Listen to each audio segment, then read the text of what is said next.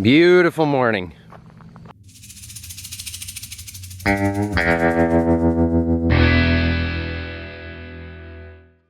to AG1 for sponsoring today's video. We are hoping that we may potentially dive into some soybeans today. We've got about 100 acres that seem to be several days ahead of anything else. So it'll actually be nice if we can jump into that and get everything set and going. Make sure the machine is running good, the trucks are going, the whole system is working itself out. I've also got Crary on their way here. They are going to be putting a wind system on this new honeybee header, the same type of system that's on our current John Deere header. That way we're putting as many soybeans as possible into the header, into the machine, and eventually into our checking account. We got a few things to move out of the way so Crary can work in the shop.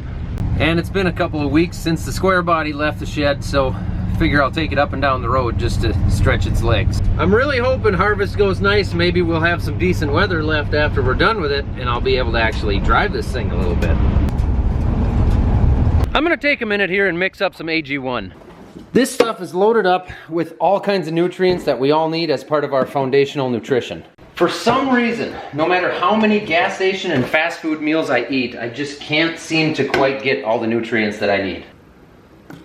1 scoop, some cold water. It is as easy as that. This stuff supports your brain, your gut, and your immune system. It's driven by science and it's made to the highest quality standards.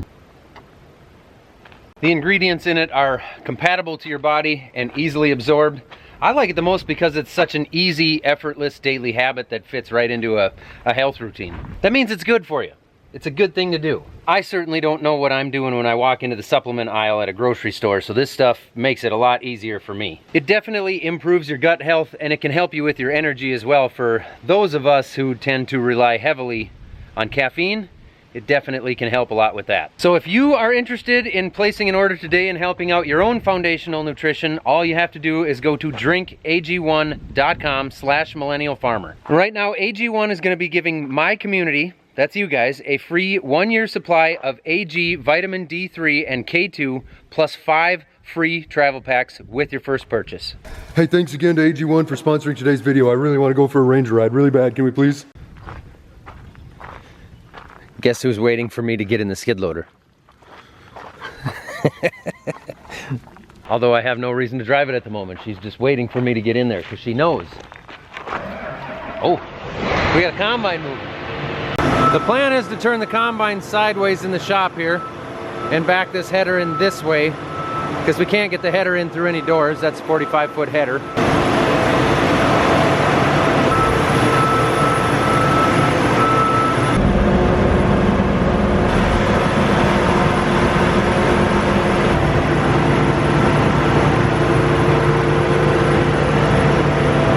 There we go. We are unhooked.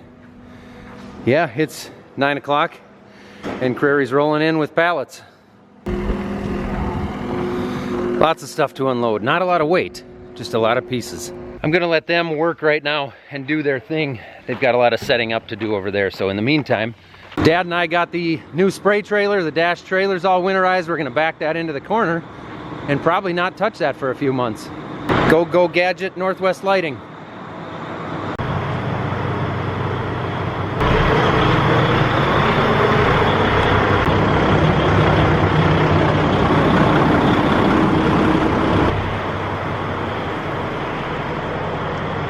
That's perfect. Okay, good. Yeah, it's in there good.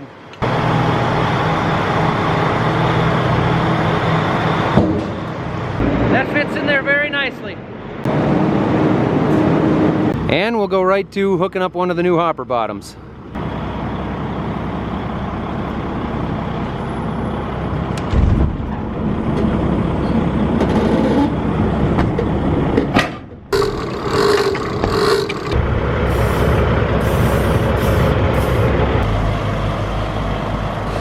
Now we had some issues with the electric tarps not communicating with the remote, so we're gonna see if we maybe got a couple trailers mixed up here. Maybe this remote is for that trailer, or I don't know.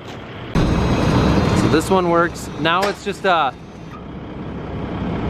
you don't have to push it Like you used to have to hold it before it'd stay going? Yep. Now you just push it.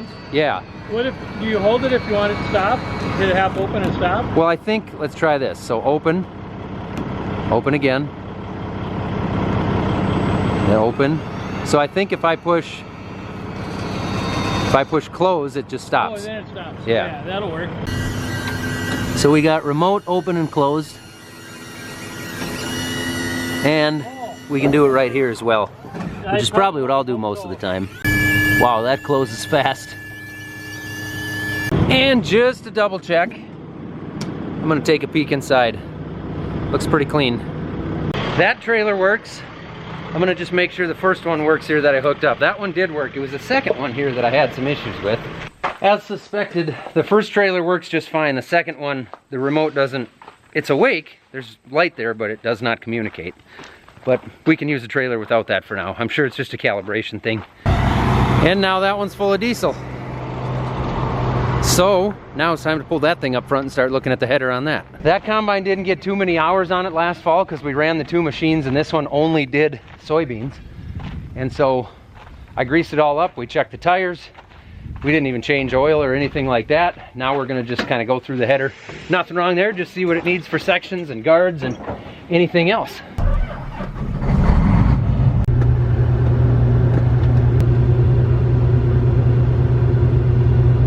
Okay, yep, it quit flashing. There, it's working. Well, we got the remote working. If anybody's looking for a new trailer, good used truck, check out Mike's Truck Sales in Starbuck. Talk to my buddy Chase, he'll hook you guys up. Got the remote working on that that trailer, yeah. What was it? It just needed to be programmed. I don't know, it just wasn't, we just reprogrammed it. Well, that's simple. Yeah. That's good. All right, this head now, we put all new sections on this last year and it only did, 700 acres at the most, at the very most. So it shouldn't be too bad, and we always replace a few every day when we start. But we're gonna go through, find any dull ones or broken ones and replace them. There's a couple here, got something in them. Not too bad, but pretty critical piece of making sure you get all your soybeans. That one's missing the tip. Just the tip is missing. There's a couple broken ones in a row. How were they? Highly variable? Huh. That's what you're gonna get in that dry stuff a lot of the time, right? Right.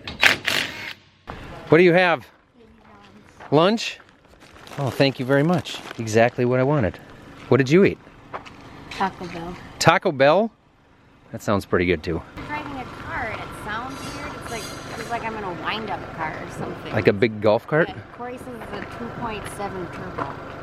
Some of you are gonna think I'm trying to promote this new pickup, but I know nothing about it. Well, it says turbo. That's not an electric motor. It sounds weird. Like I've never drove anything. How are you guys coming over here? Great. Great? Everything's going well, so. All right, we got a few new sections on here. Not many. All in all, it looks really good. We're gonna let it down and grease it a little bit, but first I gotta go eat my sandwich. It'd be a shame to let a good Jimmy John sandwich get soggy. We should have everything finished up on here. We greased all the zerks where it needed it, made a couple other little adjustments on some of the tubes, found a loose bolt. Everything should be good to go on that, except we need a quart of synthetic gear oil for the fan on the Crary wind system. But we don't currently have synthetic except for thicker stuff. We need 75/90, all we got is 85/140, so that's gonna wait.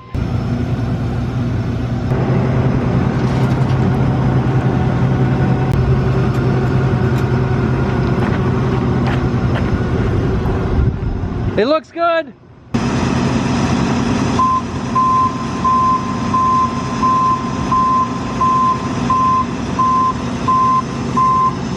Some of these guys just leave their stuff all over the place.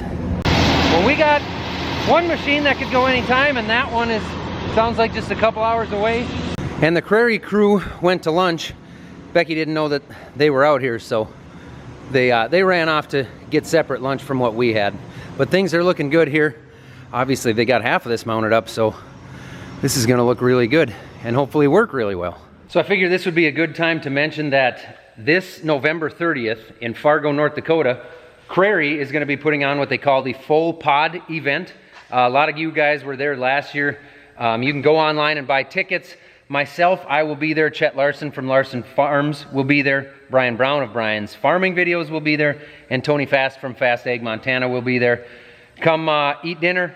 They're going to do some interviews and stuff, and basically, you know, shaking babies and kissing hands, that whole deal. So there's going to be links down below, a link down below if you guys are interested in that. It's in Fargo, North Dakota, November 30th. Look forward to seeing some of you guys there. Dad parked the 9870 over here. I'm going to throw some fuel in this. Dad actually had to run somewhere now for the rest of the day, and we talked about it, so we're gonna wait until morning to get things going. Those beans were a little bit questionable anyway, so I'm gonna get fuel in this, but I can't get this open with, oh, maybe I can. I can do it with one hand.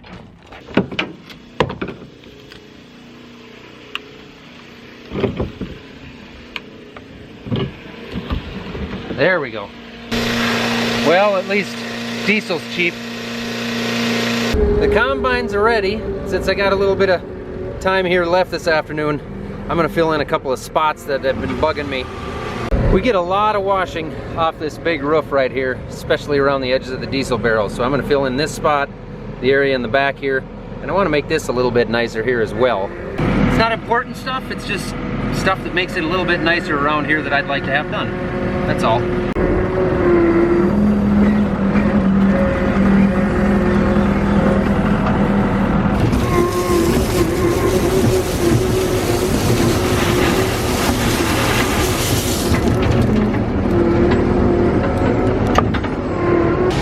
And as long as I'm leveling some gravel out myself, there was another area back here that I wanted spread. This is a problem area back here where we get so much water off of this roof and it just kind of flows this way and takes the gravel with it. So hopefully I'll spread this out, this will fill this area in, and then it'll hold together much better.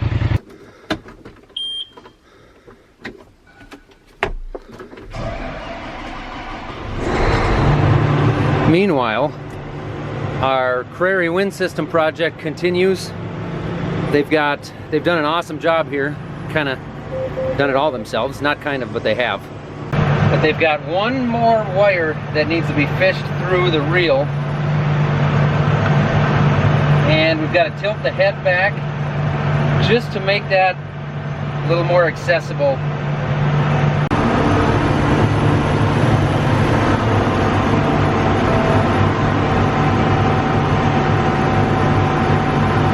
And once they have this wire fished through the frame down the center of the reel here, then we've got power to the actuator on the end of the wind system. That controls the tilt because the wind system not only goes forward to backward but also rotates.